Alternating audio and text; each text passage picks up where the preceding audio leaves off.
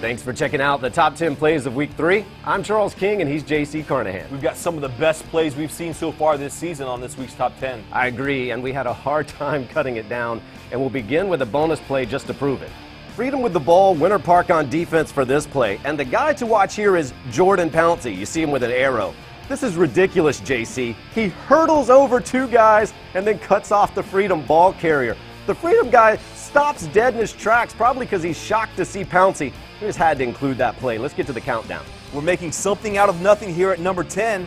It's Kyle Minkler taking a snap off his chest, getting a block from Aaron Connor, and avoiding trouble long enough to find Dondre Butler for the 31-yard TD. The Butler gets a huge block as he races down the sideline for Spruce Creek. More from this game to come. Now check out Eddie McDoom. Caught up in a traffic jam on I-4. That's two roadblocks and then another roadblock, and now he's found an exit around the Dr. Phillips defense. West Orange would go on to win 41-38 in a thriller out there in Winter Garden. McDoom's fast. We went a little overboard this week at number 9, but just sit back and enjoy a bunch of touchdown catches here. First up, it's Jones receiver Clarence Williams in the back corner of the end zone.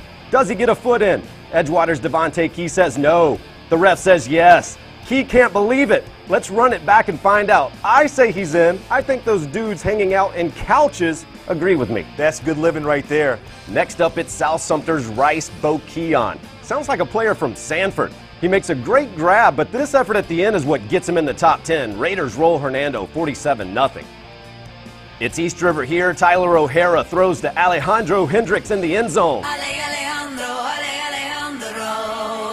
I'm sure he's never heard that before. All right, one more at number 9. It's St. Cloud's Philip Gunder making a one-handed touchdown grab. Bulldogs blank Space Coast 18-0.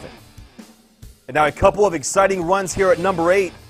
That's DJ Hop Around Hampton taking the pass and slicing and dicing his way through the Spruce Creek defense in what looks like a flag football game out there. Seminole would go on to win 42-35. That guy's impossible to tackle. And now how about the determination of Boone's Brandon Bush? On this 4-yard TD run, he leaves 3 lineman defenders falling over themselves before charging towards the end zone in a big win for the Braves. All right, I love wild plays off of deflected passes, so here's a pair of such plays at number 7. First, it's Harmony. Jamison Munns' toss is broken up, but Bo Stancil is Johnny on the spot. Crazy Harmony passes seem to make the top 10 every week. There's one example. We got one more to come.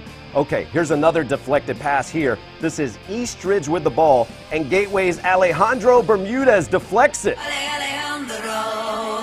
I couldn't resist. Hakeem Jordan picks it off and takes it back 78 yards for the score, but the Knights win this one 49-46. Back to some impressive runs here at number 6. First, it's Nike Marion of Orlando University bursting through the hole, bouncing off a defender, and flying by another for a 76-yard TD run. Is it the shoes? The shoes? It's got to be the shoes. Wekiva would go on to win, though. And then it's Daquan Wilson.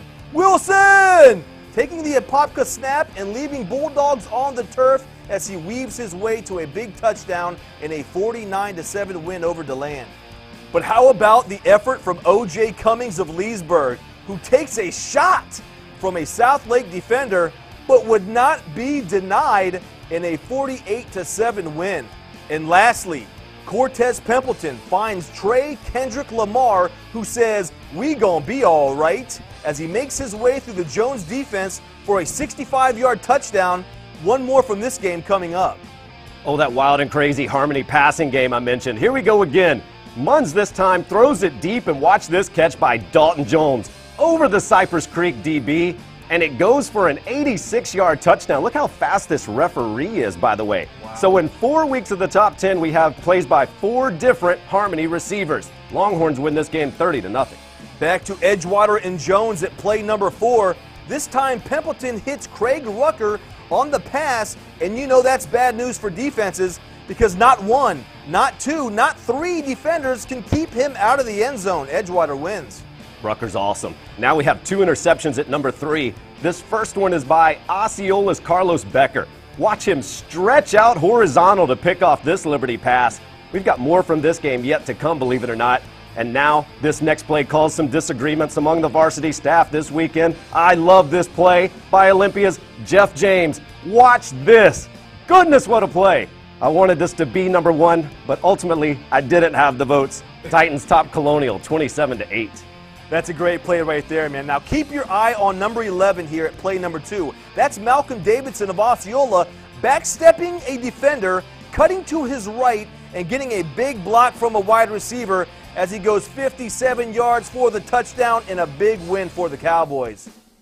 And now to number 1. Orange City University's Cody Braden throws long for Q Rutledge in traffic, and he comes down with it and powers into the end zone. We'll run it back so you can see Rutledge bobble it, get control, keep his balance, and then fight for 6 points. Titans beat Seabreeze 30-7 in this game, and I love the interception by Jeff James, but you can't argue that was an outstanding play as well. That was an amazing play at number 1 right there.